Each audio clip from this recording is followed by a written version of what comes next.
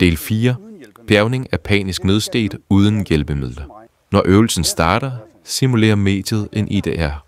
Prøvetager alarmerer i henhold til hallens procedure.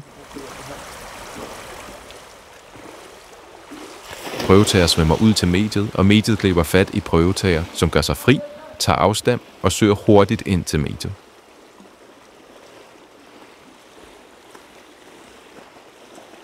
Mediet fastholdes, mens der bjerges 5 meter bjærgning af panisk svømmer. Ja, rolig, Niklas. Efterfulgt af 10 meter bjærgning af bevidstløs person. Prøvetager skal sikre frie luftveje under bjærgningen.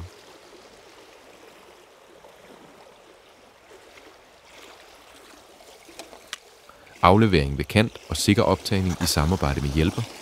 Det er prøvetager, der skal tage styringen og således tydeligt kommunikere til hjælper, hvad denne skal gøre.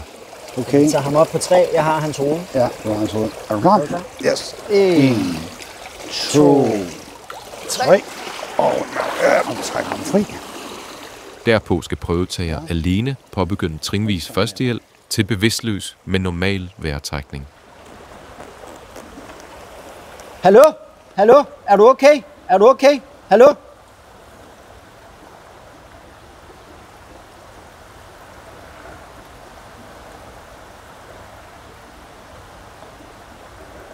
Der afsluttes med stabilt sideleje.